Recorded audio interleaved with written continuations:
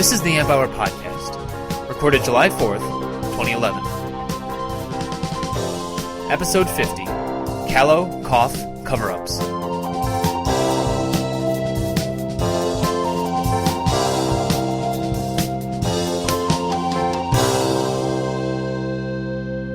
Welcome to the Amp Hour. I'm Dave Jones from the EEV blog.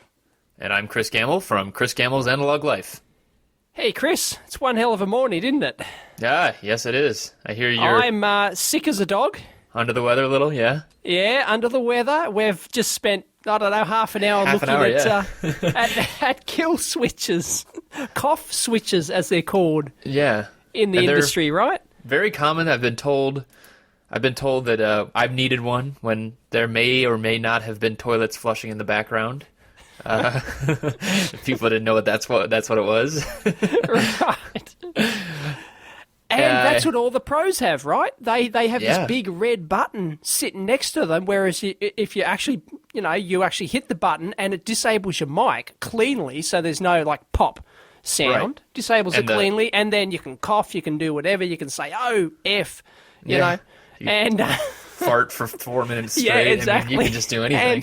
And then you remove your hand from the switch and you come back live. And that's what we need here. So we spent, I don't know, last half an hour trying to figure out how to do it in Windows, because I'm using the USB mic, right? So, and we found out how to do it in Windows. Here we go. I'll try it now. I'll hit my mute button. Oh, where'd he go? He's like gone or something. Silent, and I'm back. He's back now. There you go. All so right. we do have it in Windows, but, you've got to have the window open, and it's a tiny little button. You've got to scroll with your mouse, and, it's just... So I reckon I'm going to build a cough switch. I think it's a good idea. I think it's a hell of a challenge for USB, I think. Well, it's easy, because you do it in the Windows software. Like, you don't put it in series with the USB mic. Right, you wouldn't do that. You would actually have it as a separate plug into a separate USB channel, and all you need is a USB controller, like a little pick with a built-in USB port and a switch. Maybe it's worthwhile just to have a like a man-in-the-middle kind of thing, where you put an FPGA in the middle, and usually it just passes through data. Too complicated, maybe not. Dude.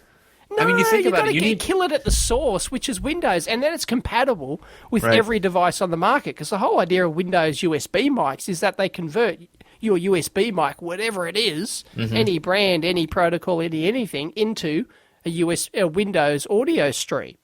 Yeah. And then, so you're better off killing it at the audio stream, which goes into your recording program. And then it works with any mic, any recording program, and you're sweet.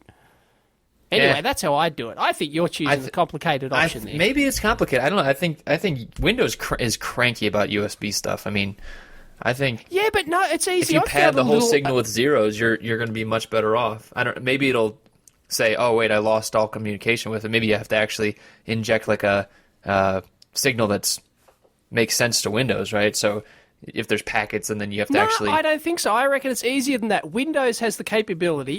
It has a mute switch there, and Windows, you can script almost anything in Windows, I think. So it should be pretty easy to have your USB switch, and it goes in, and all it does is activate that function that's already in Windows. Just switches it off and on. Bang, bang. Yeah. Anyway, well, the easiest thing would be for you to get thinking about an XLR mic and then actually just have it in analog, right? Nah, analog cough switch. But nah, every podcaster on the planet now is moved to USB mics. So everybody but me. Really? Anyway, if you know of a USB, we had a quick look, a quick dumb Google search, and we couldn't find any USB-based cough/kill/mute switch. Are there other names for them? I don't know. I don't know either. That's all I can come up with.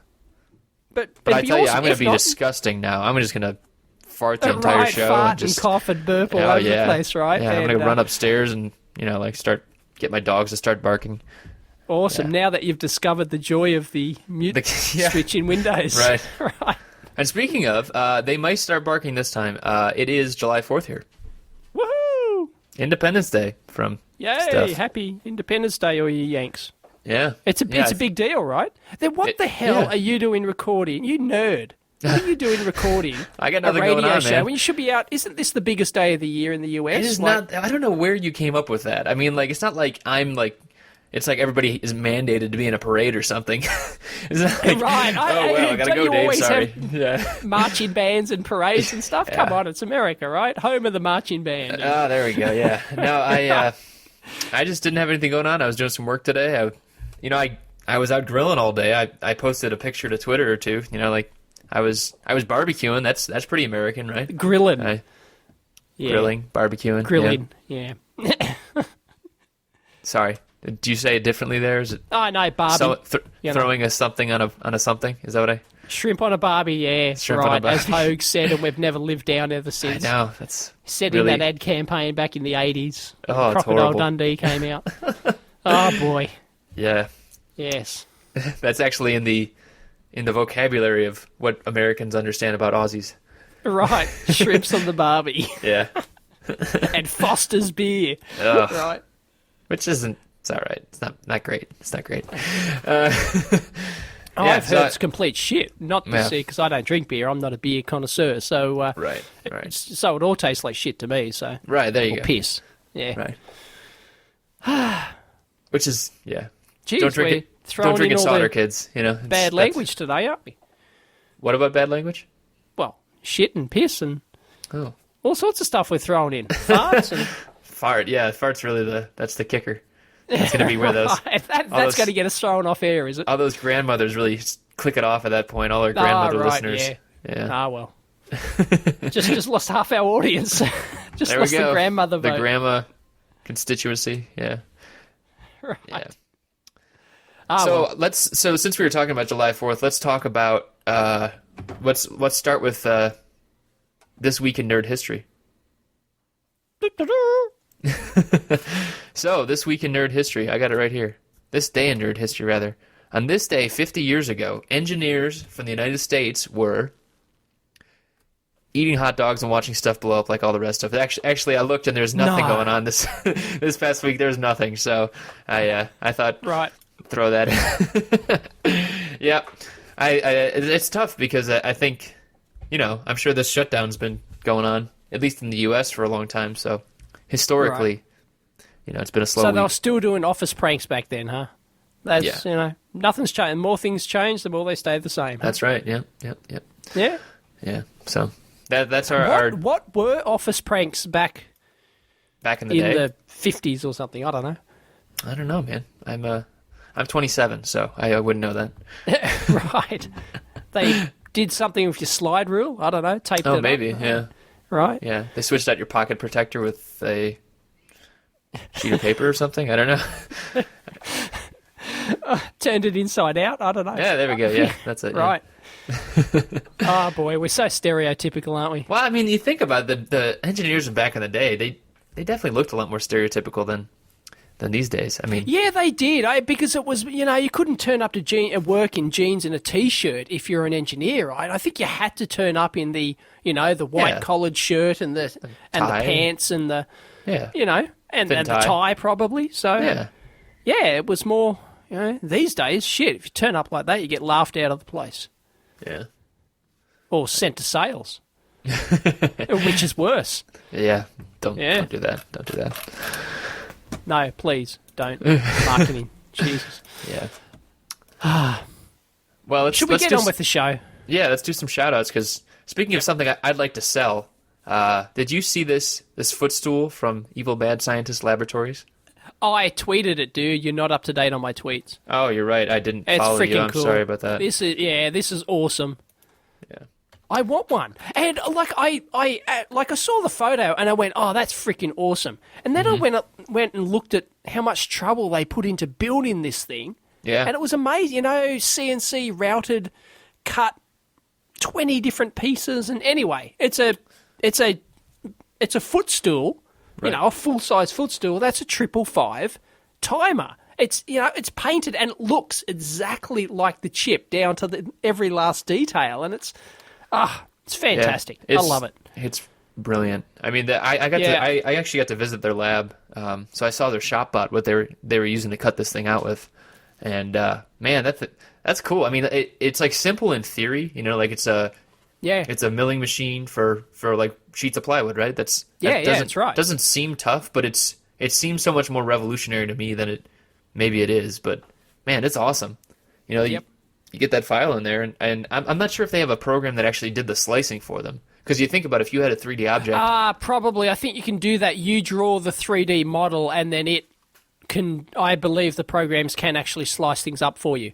Right. So if that's the case, then I know people who actually make. We've talked about this before. People who make cases like that. So you draw your case, for your project or whatever in 3D. In some 3D tool like AutoCAD or something, and then these programs can actually slice it up into individual bits, and then you can assemble. So you can actually, so you don't need a 3D printer. All you need is one of these 2D routers, and you can actually get like a Mylar sheet or a plastic sheet, and you can or laser cutter. And then you can actually cut out all these different layers, and then actually stick them one on top of the other with glue, and you can build up your product layer by layer. Yeah. Just like a 3D printer. So, yeah, I think the software kind of, takes care of that for you. Wow. I would be surprised if they had to individually do each one. Well, either way, it's anyway, spectacular. It's awesome. Yeah. It's very cool. Yeah. I can't wait to see what they do next. Yeah, well... they could sell those. Oh, you want the actual footstool, you don't want the ShopBot. Oh, well, yeah, both. ShopBot, for the size of your lab, I don't think it would fit. I don't think you'd be able to room park for the car. footstool. I don't have room for the ShopBot. Afraid not. And they're expensive too. How much do those suckers cost? They're 10 or 20 grand. They're no. like a decent 3D printer, I think. No, I think they're $3,000. I think they're kit based. Really? Yeah, as far as I know. Oh, are they? Oh, okay. Oh, yeah. It's just a kit. Right. It's not a big industrial type one. Because Wendell, the guy from EMSL, right? He was talking to me about putting it together, and he actually had to make a bunch of mods for it. Oh, okay. Right. Let's see. Pricing. Here we go.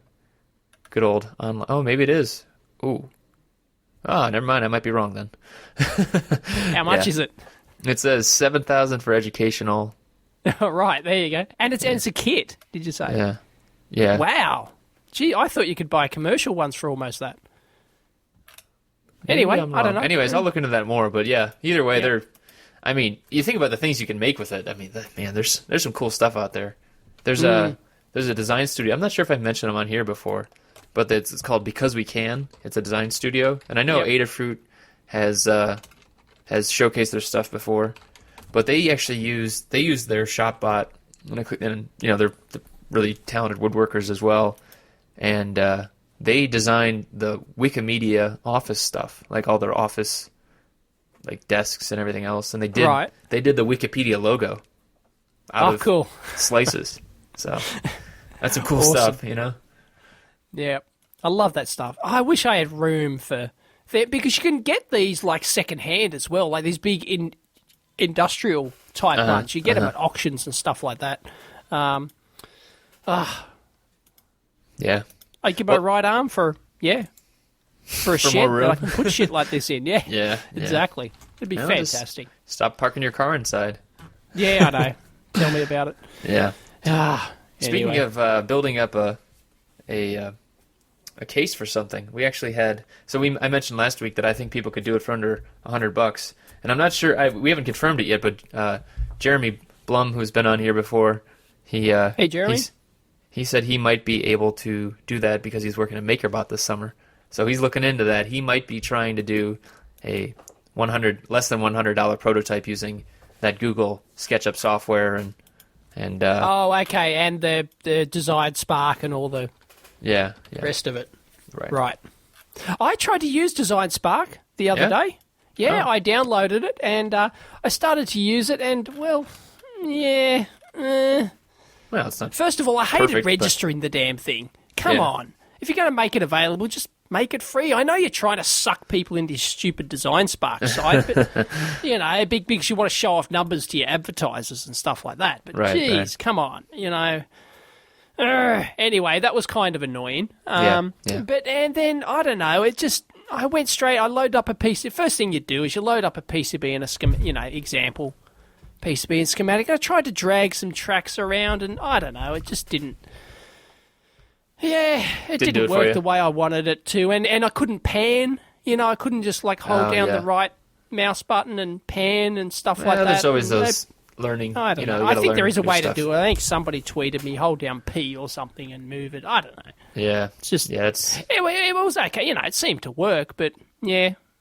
It's always tough learning a new software package, no matter what it is. But yeah, I know, because it can most likely do the stuff you want. It's just not the way you expect it to work. Yeah. I just thought, in a PCB editor, the thing you want to do all the time is pan around. It's a basic functionality of any CAD software, really. Yeah. And if you've got to go over to the slider window, the slider bars on the side and drag them to move across, you've just killed your productivity.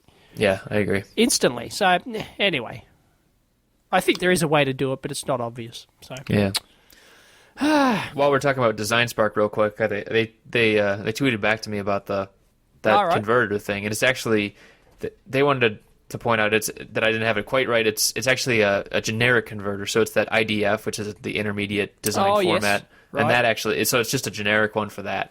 So any program that can go to IDF, they can convert to SketchUp, and that's kind of what they worked on. And it's not a full-blown model that's actually in there. It's like a wireframe, so... Okay. Oh, okay. Right, So, got it. yeah. Yep. Still, pretty cool. Good starting point for, awesome. getting... If you're a hobbyist and you want to try and crank out a cheap design, that might be the path to do it, so... And speaking of those PCB programs, I'm trying to figure out a way. Everyone keeps asking this. Can I review all of the PCB packages out there and help people choose which is the best one? And, God, yeah, if I've got a whole month to do it. But I'm trying to come up with, like, a basic... I think what I have to do here to review these programs, I think I've got to come up with a basic list of stuff which, can the program do this or not, and if it can, how hard is it to do it? And, and just go and systematically go through each program, and then you can get a good comparison rather than just, I think this program sucks, or I think this is really cool. And, you need a more subjective kind of, you need to be able to measure the quantitative, that's the word I'm looking for. Quantitative versus qualitative? Quantitative, yep, exactly. So, I need to quantify things, So, I think that's the way to do it. If you've got a good idea how I can review PCB packages, please let me know. But, anyway, I think I have to come up with a list. That's the only way to do it. Yeah. And it's systematic. Yeah. Otherwise, you just fart around forever and my videos would be 5 hours long and, Well, it's all going to come down to probably preference in the end, too. I mean, there's going to be some things... Of course. Yeah. Right, but then eventually people are going to have to balance... quite a lot of stuff which is personal preference, of course, right. You have to balance price and everything else, too, so... And, but if the program's got that feature, then you can go tick. And, you can always say, I don't like the way they've implemented that. So, I'm going to mark it down half a point or something. But at least it can do it, which is the main thing. It has that capability or feature or whatever, so... Yeah, anyway, let me know. Okay. So 2 more shout-outs real quick. We had Harry from RoboGaia. It's a new company he just started. It's like a boutique electronics company started from his kitchen. So that's pretty cool. It's always a scary and exciting venture. So thanks to Harry. Hope he hasn't quit his day job just yet. I don't think he has, but... I don't know. I haven't looked at his site. Is it cool? That's not bad. It's getting started. I think he only has one project right now. Or one product. Well, no, you got to start somewhere. It's awesome. Exactly, yeah. Start small, build up. Good luck, Harry. Yeah, good luck, man. And then also Richard, who's SJ Gadget Guy on Twitter. He linked here from his site as well. So, good stuff. Thank you very much. We always love that. Always love when people link here. We really appreciate it. So. Yeah, because we need the extra listeners, don't we? I don't know. If your goal to dominate the world, me, it's like, whatever. Yeah, I think you're Dave's been a lot more calm about it. That's good. Right. Chris is going, oh no, our graph has dropped by 0.1%. Oh no, our listeners have abandoned us.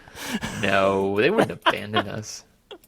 It's tough, man. There's only so many ways we can get feedback, and numbers are one way and comments are another, and, so we like it when people listen. It's great. So if you're not listening this week, if you haven't downloaded this week's episode, you won't be hearing this, and you'll be turning poor old Chris into a big stress bunny. Because so please keep listening every week. For my sanity, yeah. Yeah. How's my voice holding up? It's not I'm bad, afraid man. it's just going to absolutely die mid-sentence. Well, that'll be fun.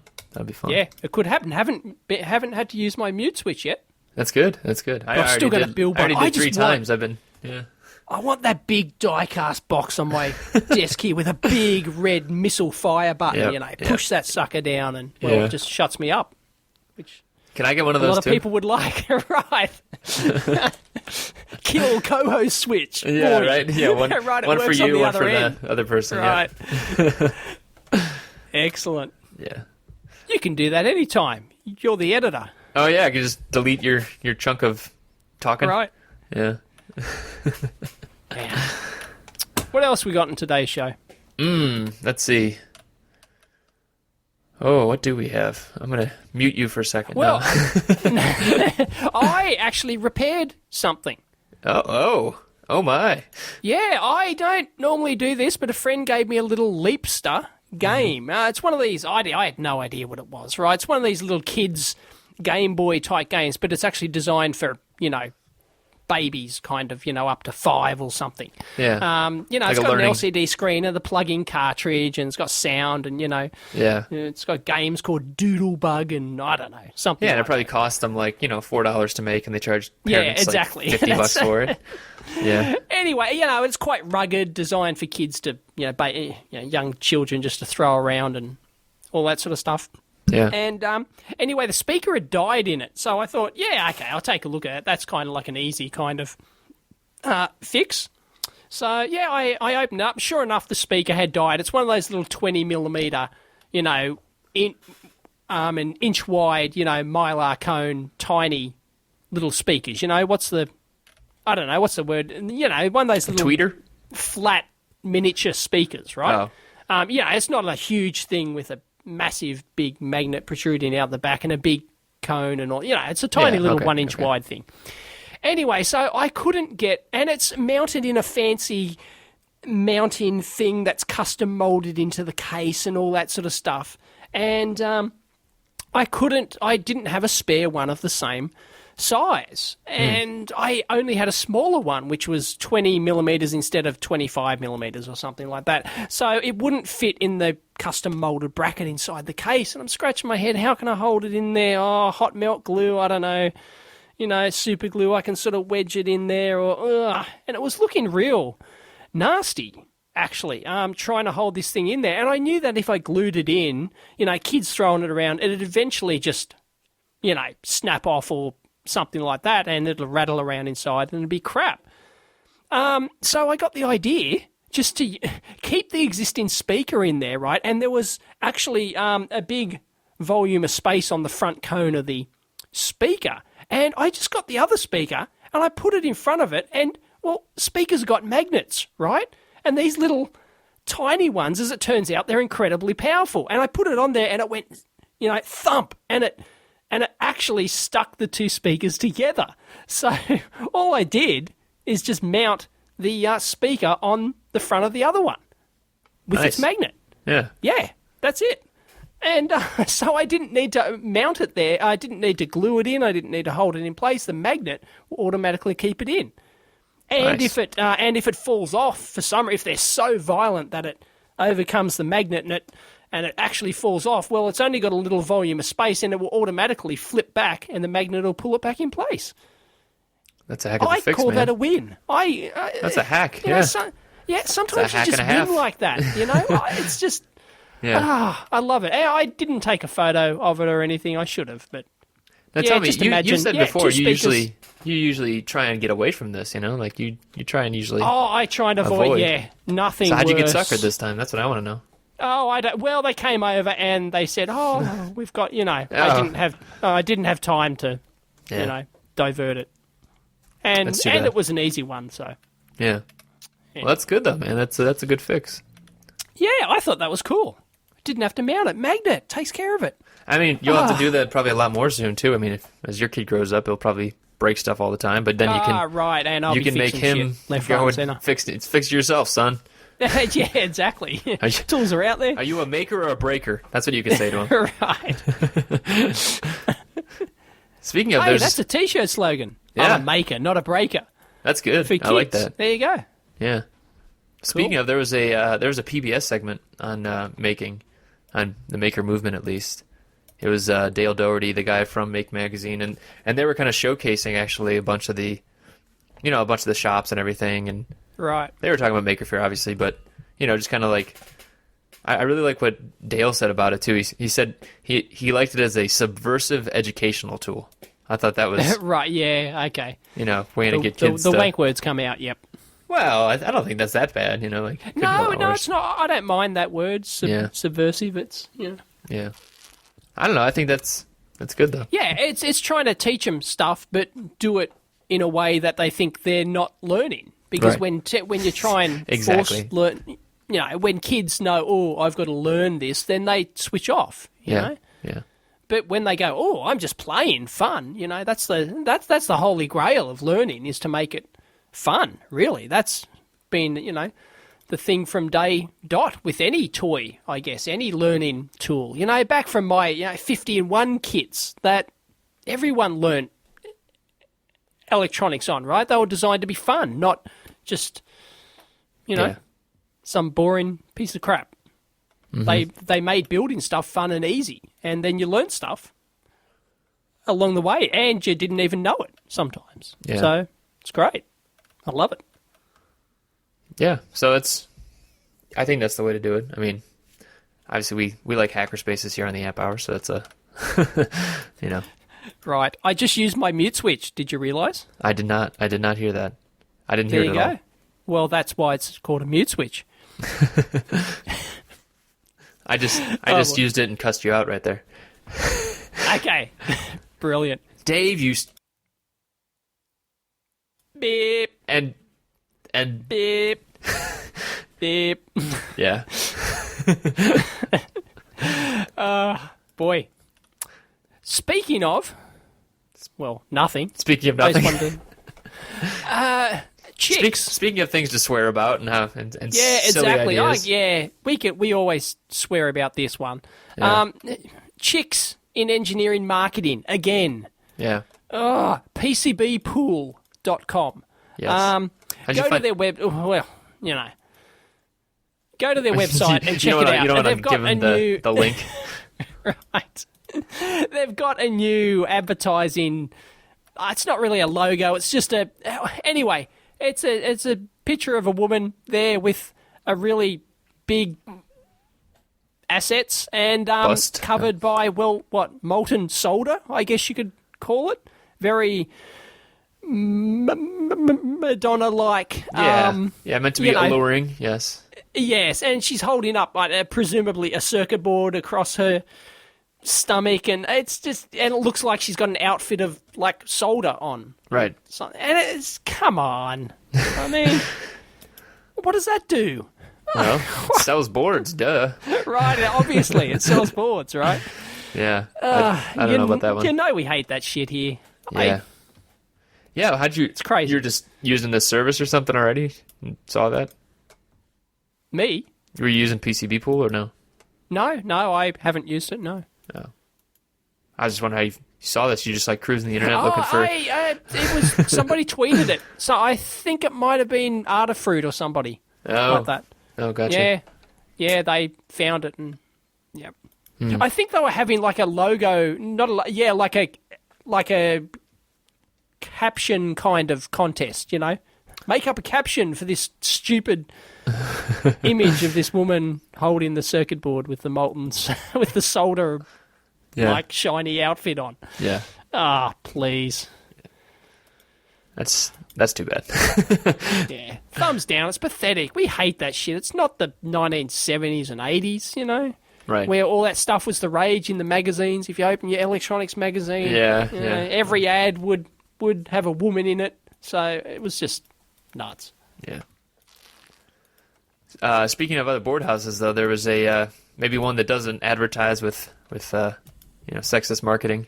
There's a tour of Advanced Circuits. I don't know if you ever use those guys, but there's a... No, I haven't. I've used them before. They're all right. And it's not loading, of course, for me.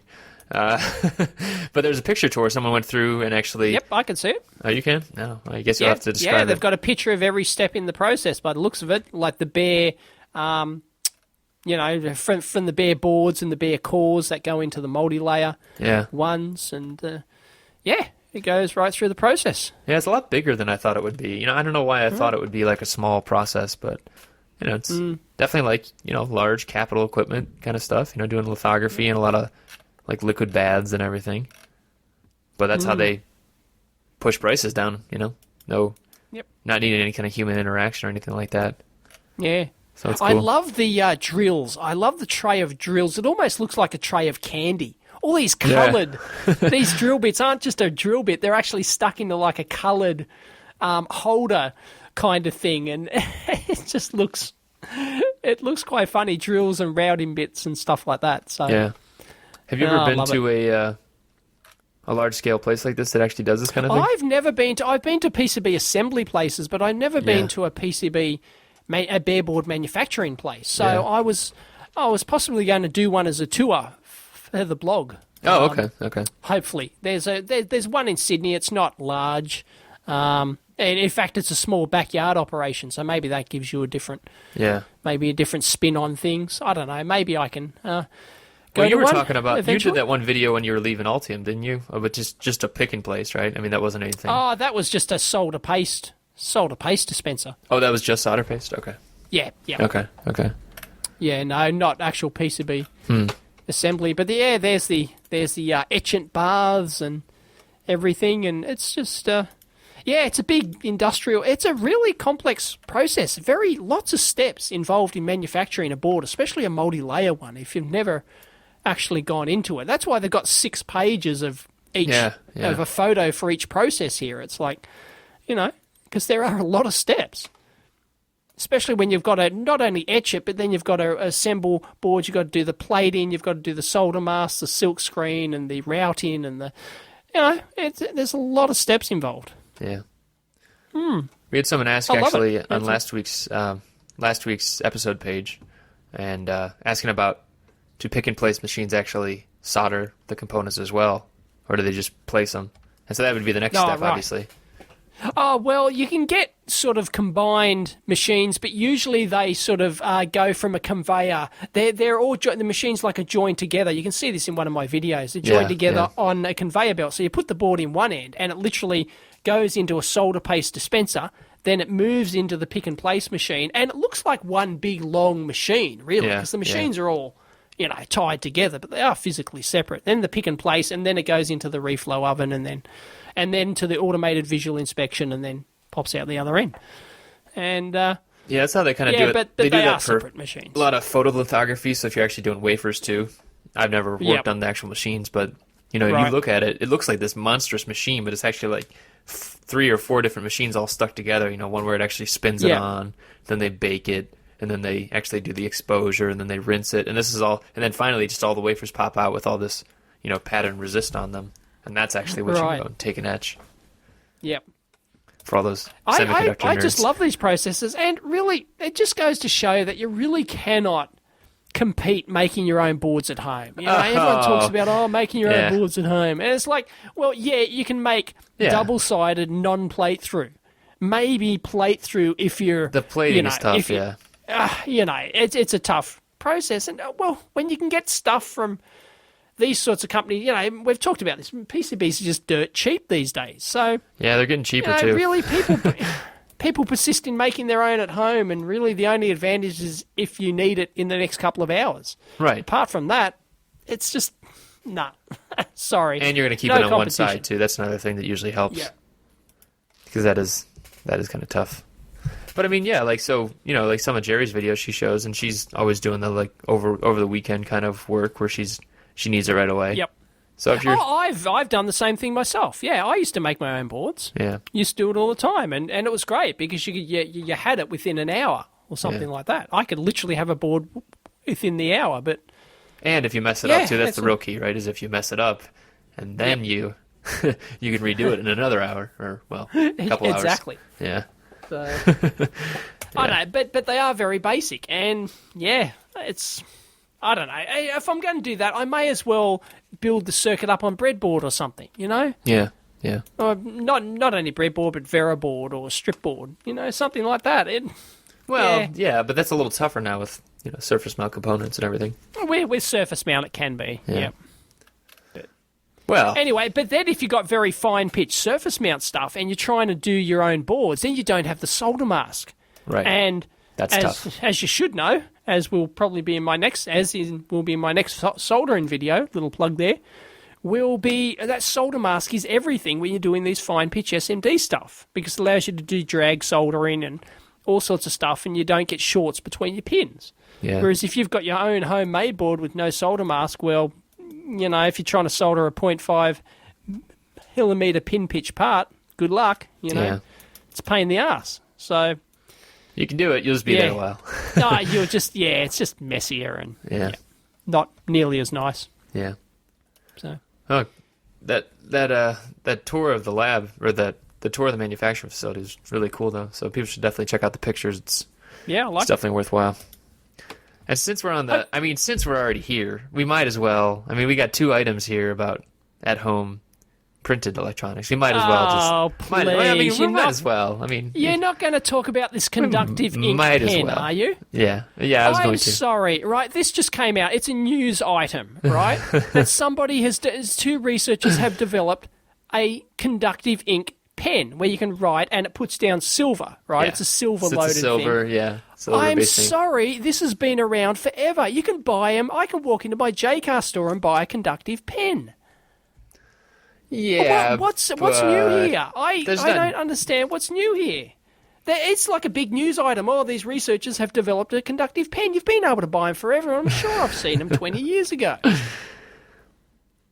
Yeah, Please correct me if I'm wrong. When was the first conductive ink pen done? Well, if I know, man. Hell of a long time ago.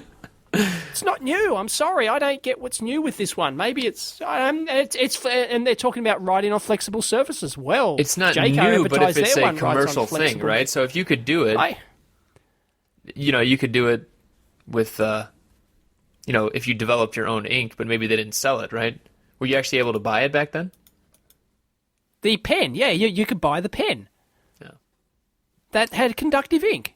There's quite a few manufacturers who make them. It's not new, and I'm sure they've been around for a long time. I wouldn't like to put an exact date on when I first saw them, but I know it's a long time ago. It's not a new concept to have a conductive ink pen. All right, next item. You use them in repair of circuit boards. If you've got if your track's blowing off, you can actually draw on your conductive ink trace, and you can actually do it like that. That's not the best way to do it. Usually you would use like a tape. You'd use a copper tape, an adhesive copper tape to repair your board, but some people do it with these conductive inks and stuff like that. But anyway, sorry, nothing new, unless I'm missing some finer detail of it. Maybe it was before. And you're going to make the stretch, aren't you? That this is one step away from printable electronics. I didn't make that stretch. No, what I'm saying is that you can. It's a good start. It's a good start. Oh please! I don't even know where it's. I cannot laugh enough. How about this? If you think about it like this, so we talked about Evil Mad Scientist Laboratories before, right? So they have another product called Eggbot, right? And that just has a pen input. That. You could do. I mean, granted, it's on a round device, but you could at least start with a home fabbed, conductive baseball. That'd be kind of cool. To what end? Well, it'd be a it'd be large scale a baseball with conductive ink on it. Yep, it'd be a large scale. I'm sorry, I'm just not seeing how this leads to your home printed chips thing. You've got to be kidding me. That's where you're going to. I'm sure that's where you're going to. Printed. In fact, you've got it under the show notes as printed electronics. I do, yeah. Yeah. So, well, I mean, if you could get it into a thermal print cartridge, you could get it into finer resolution, right? You think about it as a pen, that's different because you need the mechanical accuracy. But if you could do some kind of spray on or transfer method. I'm kind of reaching right now. I realize that's the sound of Chris reaching extremely far. Yeah. All right. Shut up.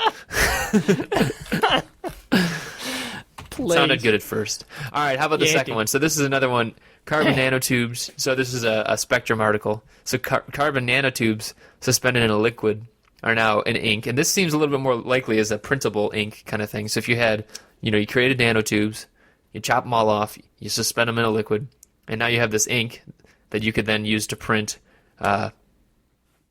gates, basically, for creating transistors. Right. So what do you think about that one? Nanotubes sound very much like something you can't do at home. No, but if you couldn't make the nanotube liquid, right? So if you had nanotubes suspended in liquid, you'd buy that as a cartridge or whatever else. Right. Okay. Now, granted, you do need a substrate, a source, a drain, a gate, everything else still. But right. your Just those minor oxide, details, you would make a right? sick-ass transistor, because this would be acting as the oxide, basically. One whole transistor. That's will right, but change an the awesome world. one. Yes.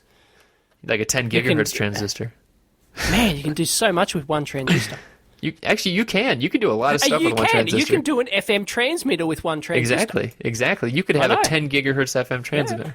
Yeah. I know. There you go. All you need to do is add a tank circuit. It's a shame that the tank circuit is about 1 million times bigger than the actual transistor driving it. But, that's details. Well, maybe at a gigahertz you don't need it to be that big. Oh, true. Anyway. And so you can pick up a gigahertz on your I'm not saying we're there yet, Dave. FM I'm radio. just saying these are all the pieces. They're just falling into place. It's falling into place. Right. Oh, boy. We're getting there, buddy. We're getting there. It's a slow transition. And I never said we wouldn't get there. I just said it's not going to be a revolution when you do. Fine. Whatever. Yeah. Dude, you're on the losing horse. I know. You can just picture Chris there riding his dead horse, just flogging this thing, trying to ride it home. Just because I have a dead horse does not mean... It's not a dead horse. He's just hobbled. He can catch his final wind. He can catch a second wind. Right. We have kill switches now. He can pass wind. Fine. I'm done for this week. Don't think I'm stopping now, though. It's going to keep... That's fine. It adds humour and laughter to every episode, every time you bring it up. To you. Yeah. I love it. Yeah. Anyway, data sheet of the week. Data sheet of the week. Okay, so this is not chip of the week. This is data sheet of the week. This is not chip of the week. This is data sheet of the week. All right. What do you like about this thing? It's not new. I even remembered that I think I've possibly seen it before. But anyway, I was searching for a project case the other day, as you do, and which can take all day to search for a decent project case. It's got to be the right cost, exactly the right size and form factor and the features you want. Material, and everything. Anyway, there's, half a dozen, there's probably 3 or 4 major case manufacturers out there. And I went to Hammond, which are a manufacturer. Not sure where they're based. I think it might even be England or something like that. I don't know. And they make some really cool cases. And I'm downloading their data sheet, and instantly it popped up. The PDF opened up, and this is not new, but it started to have a 3D. There was a 3D model of the case there, and it started to rotate. It was an animated PDF.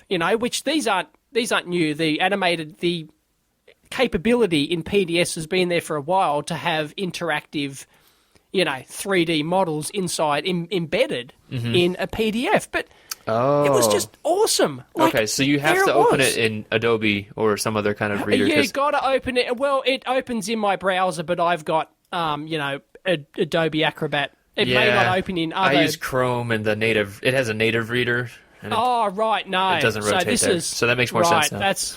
So you've got to have Acrobat, and it rotates, and then you can interact with it. You can zoom in, zoom out. You can actually select items. I can select the bottom. I'm doing it here. It doesn't work well on radio, but I can select the bottom part of the case, it's just.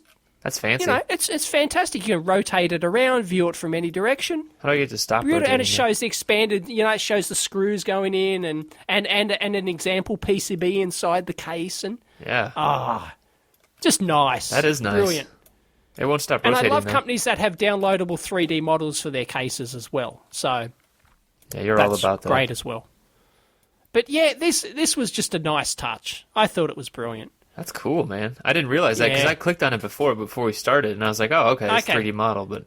Okay, so you can see it now, can you? I'm actually, scrolling in and out. And you can zoom in, zoom out. Just use the center mouse wheel, and you can, and then you can rotate, hold down the left button, and zoom. And then you can actually select something. Like I can select the PCB, and it turns red. And that's cool. Yeah, it's brilliant. People should try that out.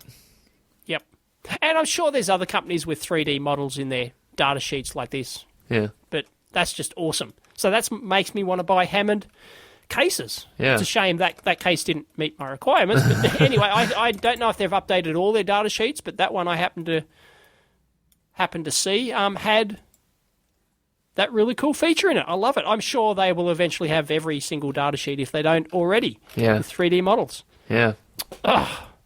That's cool. Everyone should have that. Granted, you can't have that for a chip or something like that, You you could. It'd just be moot. I mean, Maxim chip, It's like, No, because it chews up system resources. If you've got 20 data sheets open, the last thing you want is for 20 3D rotating models going in the background, chewing up all your system resources and stuff like that. But you can actually turn it off. You can actually right-click and then choose disable content. And presumably it doesn't take up any more resources. Yeah, that's cool. And it hasn't interfered with Skype yet, so I don't know. Can't be using too many resources. But I can imagine if you got 20 data sheets open, you could be screwed. So, who do you usually buy? I mean, like, do you buy project boxes for most of your stuff, or what? Yes, I try and design all my projects around an off-the-shelf case because there's nothing better than using an off-the-shelf case. You know, if you need a custom case for something, you failed. I think, as far as I'm concerned. That makes sense. I mean, well, you don't fail. You're going to pay for it, though. If a custom case is absolutely required, you're just going to pay for it. You bet you've got to pay for it, and it's and then it's a pain in the ass to prototype. It costs you money to prototype and time, and there's extra risk there, and it's just so much easier to actually design your product around an off-the-shelf case. Yeah. So that's why every time I come up with a new project idea, which is practically every week, I'll spend a whole day just looking through, finding a suitable case, and then I'll base my project around that. Yeah. And then then the project may even change based on what case I can get. Okay, I love this size case. It's the right price.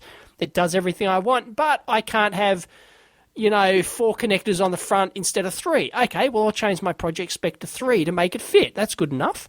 And, so I'm very flexible in my projects to make them fit around the case. The case is almost everything sometimes. Yeah. So do these case manufacturers, do they give you the 3D model? Do they also give you, like, the board outline to get started with? Yes, they do. Nice. Well, not in a PCB package, but they give it to you as a DXF or something like that sometimes, which you can import. And, So, cool. It's great. I love it. I was surprised when I was out in Silicon Valley at that show, and I went to the I forgot the name of it now. It was like a surplus electronics store, but I was amazed. They just had like 2 rows just full of these things, and they're great. I mean, just being able to I can't even imagine being able to go to the store and just pick one up. It's like, oh well, because eventually you could jury rig one into. If you had a project, you're like, it needs to be big enough to fit this board I made. Well, you could just go. It wouldn't be optimal, but you could go pick one up and you could just I've got a whole bunch of cases sitting in the cupboard, So if I need to make a one-off, then I'll just go choose one of my cases I've got off the shelf, kind of thing. So, what's your usual price range for these kind of things? Oh, these are like a few dollars. It basically depends on size. These are a small one like this one is only, I think, $3 or something like that. Nice. And that's in like one-off, I think, or 100-off quantities. Really, so that really enables your project. Why you would do a custom case, is that would be a last resort kind of thing. If you want to get into the kit business or selling projects or something like that, there's tons of these. Yeah. Really nice-looking, well-engineered cases that, they have battery compartments and battery doors and front panels that you can do as PCBs and stuff like that. And it's just, they're so flexible. Yeah, that's great. I love it. So really, if there's a little top tip for you, if you're trying to design your own, getting into the kit business, use an off-the-shelf case. Yeah, and that's true. I mean, not otherwise just for cases either. Otherwise, you end up like poor old Hitch Altman, who spent $30,000. We've talked about this before. $30K getting his little TV Begone thing on the market, right? Because he did a fully custom case for it and everything. And yeah, it's crazy. Well, if you have the money and the time to burn, sure. Yeah. Go for it. Do a custom case, but nah. Well, using off the shelf. It's kind of like what we talked about. I think it was last week we talked about that too. Just, like I think we did. We were talking about with chips about, like trying to design around chips that already are big in the market so you get that cost reduction. Yep. So it's... And the reason I mentioned that is because some people on the forum are trying to design an open source multimeter. Oh, cool. And I just done a video. My latest video is my concept for an open source multimeter. And as a response to their thing, and that's sort of, something you've got to do a custom case for. And really, you can easily underestimate how much effort is involved in doing a case. Not just a case, but the buttons and the battery compartments and everything else that, the range switch if you're going to need it and all that sort of jazz, that goes into a case like that. So yeah, it's tough too. I mean, like it's a tough business. Yeah, trying to estimate all those costs up front and everything too. You're never going to get it right, so you always kind of have to pad the numbers. And yep. So that's too bad. Actually, somebody asked this on the forum. I saw it last night. It's not on the list here, but I'll bring it up. With these Kickstarter projects, which is what this open source multimeter is going to be, right? What happens when it reaches its target, raises the money, and then you find, oops, we can't make it for that price? Has that happened? I'm sure it must have. Oh, like actual like they just totally underestimated costs and everything. They totally underestimated the amount of money it would take to actually fund that particular project. Yeah, is it like a chunk out of their money, out of their wallet, right? Yeah, what happens? Do people get their money back? Do they just fold and everyone's lost their money, or what happens? I don't know. Does anyone know? Is there a history of that actually happening, or what? Because a budget, engineers are notoriously bad for underestimating not only time but money as well. So it's a really tough gig. Yeah, that's kind of tough too, because it's like with, what the whole site was envisioned for at the beginning was like, like musicians. That's what I always think of as like the main example, right? And, your costs up front. It's like, okay, we're going to need 2 weeks in the studio. That's going to cost, $2,000 and whatever. Yeah. And after that, it's like, well, you just kind of crank it out. Even that you could underestimate easily. You can go, oh, yeah, I can do that in 2 weeks. But really, you just end up, yeah, but you could eating pizza and drinking beer for 2 weeks and you don't end up doing anything. Okay, right? Yeah, that's true. I mean, I guess in that case, it'd be, if you spent that money, unless you lost the money, right? Like you could just put out a two-song LP or whatever. Right. You can't put out just a case from an L multimeter, it's like if it has to be a functional multimeter, it's like, well, that's I know. There is kind of like a minimum thing, a minimum situation you need to meet in order to actually have a product that works. So yeah.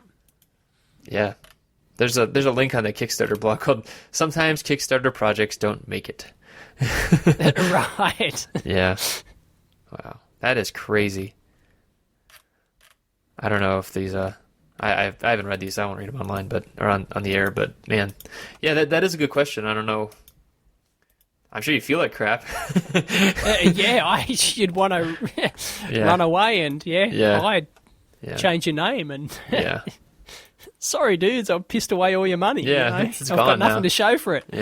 Yeah, that's why I'd never do. I don't take people's money. That's my golden rule in business. Is that I spend my own money, do it, and then I don't owe anyone anything. Yeah. When you've taken people's money and you owe them something, then that's really tough. Yeah. So yeah, some people thrive on that. They have no aversion. They have no aversion to that risk. Of actually doing that. Like buyer beware and everything. I just forget the Latin word for that, or Latin phrase for that. I just can't do it. I can't take people's money and then promise something. I just hate doing that. Keeps me awake at night. Don't like that. You took my money. You take my money once a month for your donation program. Oh, right. Wow. Paid all this money and all I get is these EEV That was a buyer blogs. beware, wasn't it? Yeah. Yeah. People should donate. Support Dave. Yes, please. I don't have a job now. Yep. Poor Dave. Poor Dave. Yeah. And I've got a screaming wife and child. Hopefully the younger one screams more than the older one. Right. Yeah, I think so, but Yeah. anyway. Yeah. It's a good joke. Yeah. So I wanted to mention this. There's a Bill Schweber article from EE Times. He actually talked about, he went to this big thing from TI, Texas Instruments. They had like this big conference down in Dallas. And it's interesting. He wrote about all the markets. Well, first off, Texas Instruments, they didn't invite the amp hour. I don't know why. I mean, come on, guys. What are you doing wrong here? Bastards. We're bigger than EE Times. Come on. Yeah, right? We are the biggest out there. We're the biggest radio show on the electronics radio show on the internet. We're the biggest something. Yeah. We're the biggest pieces of... Biggest bullshit artist I just on the... muted myself there. There we go. Right. Anyways, it's an interesting article. Oh, we are a reputable program, are we not? I wouldn't call us that. Anyway, he touched on some of the industries they're going for, and this is kind of interesting, kind of hearing it from their mouth of what they're going for, because you kind of wonder about where electronics really want to go in the future, and everybody tries to predict that, but you can only predict it as much as the chip fabs and the designers want to actually do something, right? So, yep. So some of the things were,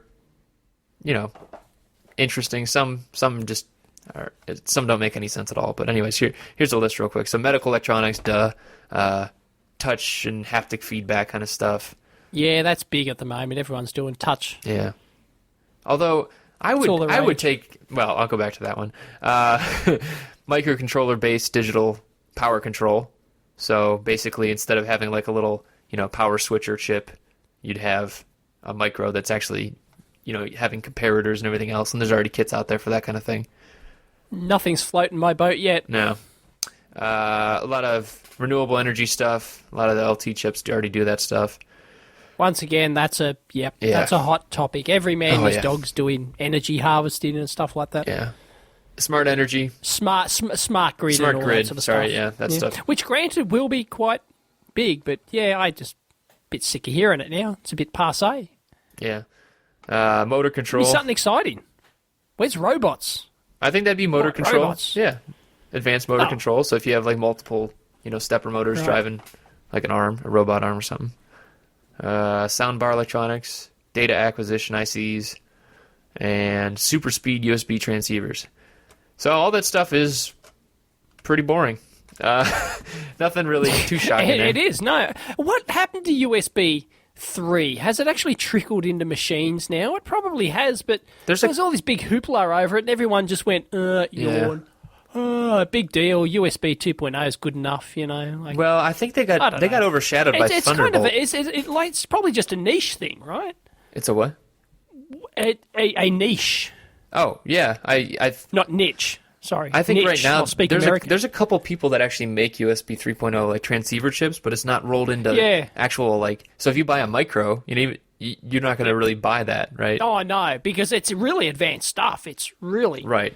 It's hard enough to put a USB 2.0 transceiver in a microcontroller, let alone a 3.0. Right, and they're throwing those in everything now, right? So every time now they have the silicon already done. They've got it down pat. 2.0 is now down pat. It's common as mud and it's dirt cheap. Right. 3.0 is I think another problem though is the fact that you need like a leading edge chip manufacturer to actually start doing this, so there's demand picks up, right? Like how do you actually push demand versus what people need? And one of the biggest ones, Intel, they didn't do it because they have their own standard now. They do Thunderbolt. Oh, really? Yeah. Okay. So haven't heard of that. It's in Apple products and it's got a special cable and everything else, and it does like 10 gigabit per second. Of course, yeah. But wankers. Now it's not open, right? So we'll screw them, right? I mean, like so. Right. Yeah. Exactly. So now it's a matter of the biggest computer manufacturer isn't doing this, and so now it doesn't push it down into the embedded world, right? And so I think it's kind of stagnated, which sucks.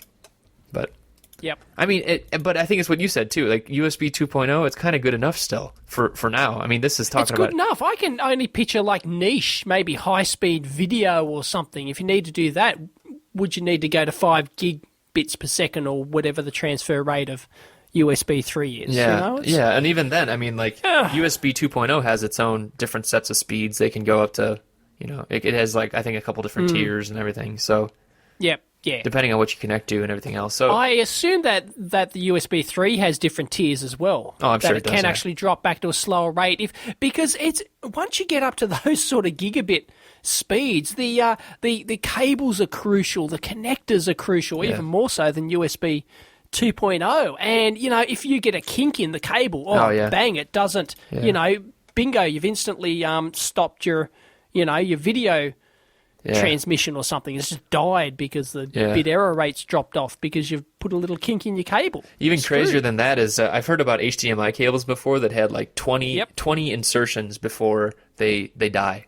So that they're only rated at 20 plugging and unplugging. It's unbelievable. So you can't do that with you think about that with like a cell phone charger, right? I think the standard one is, but the mini's rated for much more. The mini's rated for like a couple of thousand. Oh, okay. If you go for the mini HDMI.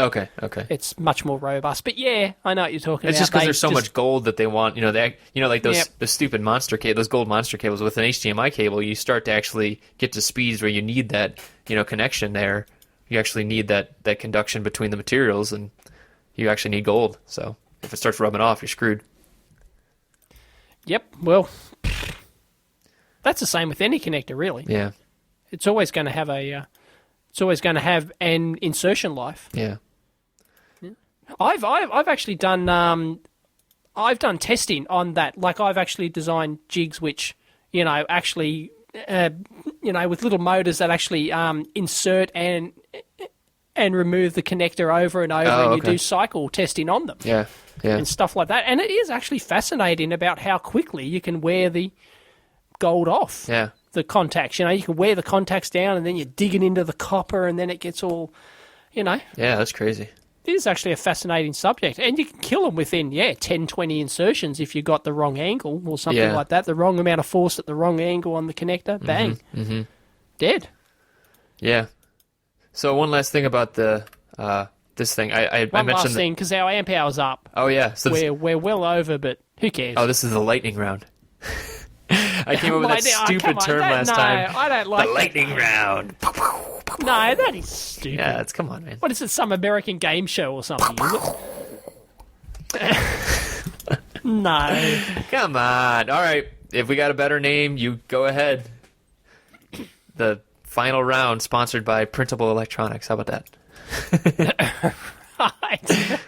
Anyways, I want to say about this TI thing that we were just talking about. The the amp hour is sponsored by Sirius Cybernetics. Sirius Cybernetics. There you go. Yeah. This is episode 50, not 42, Dave. Oh, is this 50? It's 50. Oh yeah, we're on 50. Oh, there you go. Half century. Half a century. Wow. Yeah. It's not a binary multiple or anything. It's just I got 14 more episodes for that. Right. Ah, well. Yeah, we'll get there. But it's almost a year, which is a pretty big deal. Yeah, that is almost a year. We are 2 episodes away from a year, which is kind of crazy. Yeah. If people have been listening... And it would have been exactly a year, right? Because we haven't missed an episode, have we? No. I mean, usually if we miss one of us, we find a sub. Where we steps in for the other. Yeah, I don't think we've missed a week. No. And it's pretty much always been close to the same day, so yeah. Yeah, and for people that have been listening for a year, we're sorry. Right, to subject you Are to you this not sick of rabble, us yet? this random rabble each week. I'm surprised we got through this week's episode. I was I'm worried. surprised my voice has held up. I know. I guess the amp hour is therapeutic. There you go. It might be. Ranting is therapeutic. There you go. Oh, yes, you found a new... God, all I have to do is bottle that and I can sell it. You open the bottle. You wankers! Rant. Yeah. Oh, I just peeked there on my mic. Should have used the kill switch. Yep. I don't even want to say anything anymore. Anyways. Come on, you had something you wanted to talk about. So this before touch I rudely response thing, all interrupted. these display technology and everything else. I think that they're talking about touch responsive and touch feedback haptics. That stuff is moot. It's not going to matter because maybe it'll matter for TI because it'll be in the big products. But I think that the way of the displays is going. It's going. The displays are going the way of the Dodo basically because I think with like this whole Google Android ADK and everything. The allowing your hardware to interface to these established devices, I think you're going to stop seeing people put displays on. They're just going to say, "All right, use your phone or use your tablet or whatever." I think that's the future. No. You don't think so? You think they'll still embed screens? Dead horses for courses as always. Still don't know what that means. Everyone, let's buy our next multimeter. It doesn't have a display on it because it hooks up to our phone. Yeah, that's what I'm saying. I think it's going to happen more and more because the cost then gets pushed to the phone or the other device. So, and that's a significant chunk. Yeah, but it will still remain a pain in the ass novelty. Maybe. And it'll be good for some things, right? But for others, no. You've got to keep the display on there. I don't think you do. What about like industrial equipment? That doesn't need a display, right? You need one display for all of them. So then you can even just sell a display separately. Of course you need it. Some industrial places, you can't even take your mobile phone in there. Right, but you could sell a tablet for $300 to them, right? And then already have it pre-programmed to hook up to it, right? So you could have these... And then you've got to get your phone out of your pocket, switch it on, and then run the app to actually get the display you want to see. So I sell you an industrial controller, right, that controls a robot. So maybe before it had a display, now as a manufacturer, as an OEM, I just buy and resell a $300 tablet that's already there. It's cheap, right? It has all this functionality you need. And then I write a program directly for that. It talks to the stuff that I've designed, and I just knocked out a bunch of my cost because I just bought and resold something to you. And because I'm buying 1,000 of them in order to sell them with my product. Okay, I see where you're coming from. So you could hook up like an iPad or an iPhone. Not so much using the person's one, but you supply an already developed tablet. Right. Or in some cases you could use the person's tablet or phone, but I think more likely it would be why not buy a finished goods one from China, a finished goods tablet that's really low cost and stupid, but it already has everything in there. That's concept's been going on for quite some time. There's nothing terribly groundbreaking there. If it makes sense, if it makes economic sense, if you need a portable display, then yes, that's certainly the way to go. But it's not going to supplant everything. Some things just need a convenient display on there. Yeah, maybe. Yeah, if you push the cost down, maybe it'll stay on there. But I think in general, it's all going to move towards having that. No. Not even close. It'll be niche. It'll remain niche. That is my bet. Okay. And you are welcome to it. You're welcome to your opinion. I'll argue with you about it next week. How about that? Fantastic. That's a pretty big call, that displays will disappear. I didn't say displays will disappear. I'm saying they'll get pushed to a discrete device that will contain the display itself. Well, by disappear, I mean they'll disappear off the actual product. Oh, yeah. That is a big prediction, but I think it's going to happen. Right. Well, I think you're set for a big fall. That's okay. I've got another one lined up. Don't worry. Awesome. Every week there's a new fail from Chris. Yep. Oh man, I love it. We really did go over this week, didn't we? We did. We're 8 minutes over. All right. Well, all right. That's enough ranting. I'm gonna go eat some hot dogs and watch some things blow up like a good American. So. Awesome. I'll talk to you next week, Dave. Have fun. All right. See you ya. guys.